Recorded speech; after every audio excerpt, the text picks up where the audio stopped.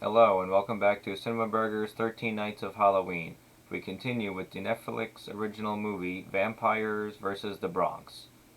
It takes place in a gentrified Bronx neighborhood as a real estate company has been buying up the local businesses and trying to steal all the real estate.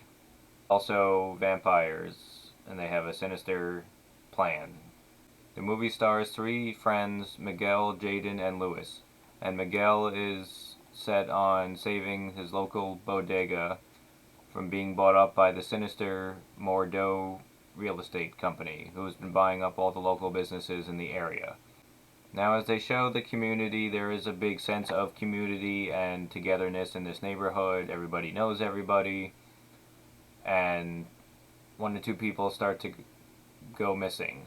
There's a scene where this nail salon owner is talking to someone. She's going to sell the business.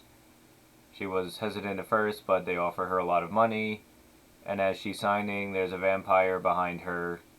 And then it cuts to the next scene. So this movie is enjoyable, but it's also kind of predictable. Not in a bad way, it's just we've seen these familiar plot points. Miguel is the only one who witnesses the vampire for the first time, and of course no one believes Miguel until it's too late. Now, Morneau real estate company has a picture of a Victoria in sensory person on it, so it hints at that vampires could own it because of the older references. As someone's about to get kidnapped, we see someone reading the book Salem's Lot, written by Stephen King, which is of course about vampires, so that's a good reference there. When Miguel tells Jaden and Louis about what he saw, they look up the best reference for vampire hunting that they can find, which is the DVD of the movie Blade. Now, I like that they use Blade as a vampire reference because that movie kind of tells you like what would be real and what wouldn't be about vampires, like all the like stereotypes, like if crosses or holy water work. So that's where they get all their knowledge from. Now, they use interesting ideas also that vampires have to be invited in before they can enter a building, which was taken from other lore of vampires, and them having no reflection is a good use of technique. Now, the way the vampires look is pretty cool. They are pale, but when they are about to bite someone or get ferocious, you see the veins in their face like pop out and their eyes get really red. Like, they are scary and intimidating vampires. None of this sparkly crap. Now, there is a subplot about the friend Jaden who gets involved with like drug dealers or shady people in the town, but that really doesn't go anywhere, that subplot, and it doesn't really seem that important. But Miguel does witness a vampire kill like a thug or gangbanger, as they call him in the movie. I don't like using those words.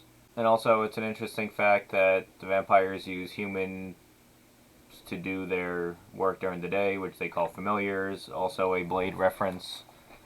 Now, Morneau Realty, their plan for vampires is to build this big courthouse, but it's also just a big building to put vampire coffins in, because they figure the Bronx is a place where people wouldn't care if other people went missing, so they'd have plenty of bodies to feed on.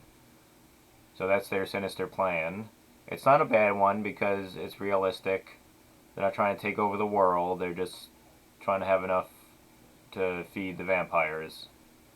So I like the somewhat realistic plan. Nothing like, oh, we're nothing like crazy and global scale maniacal. It's just, okay, we need a place where we can hide our vampires and a place where no one would notice if people went missing. So it's a smart plan, honestly.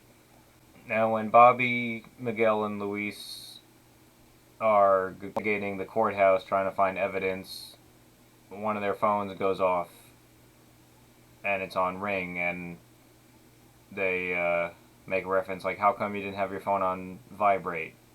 I'm like, most people don't have their phone on vibrate, or they do nowadays, so it's interesting when, like, current social culture plays into movies, because it gives that subtle realism.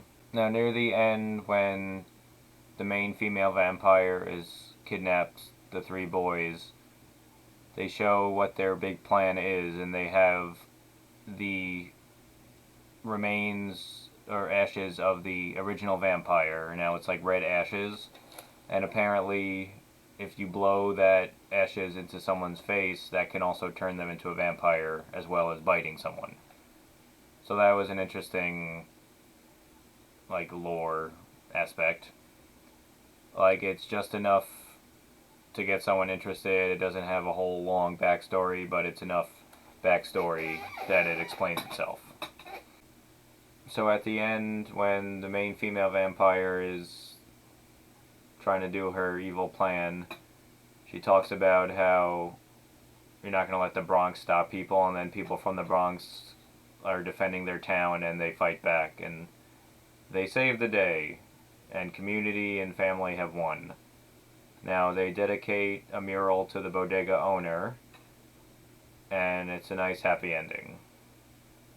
So Vampire versus the Bronx is a nice take on the vampire story. It tries to do something a little different, or it has vampires versus a neighborhood and community. It has fun with itself. These three kid actors are pretty good, and there is one plot line that doesn't go very far, is with Bobby and the other drug dealer, but that's not a big deal. This movie is enjoyable. It takes vampires seriously, and it's just something to enjoy during this Halloween season. I'd give this a 3.5 out of 5 burgers. It won't, like, wow you, but you'll enjoy it while watching it, and it's works well on the streaming platform. So yeah, not amazing, not bad. It's a decent movie. It has fun with itself. Alright, I'm Scott Burger, and I'll see you next time.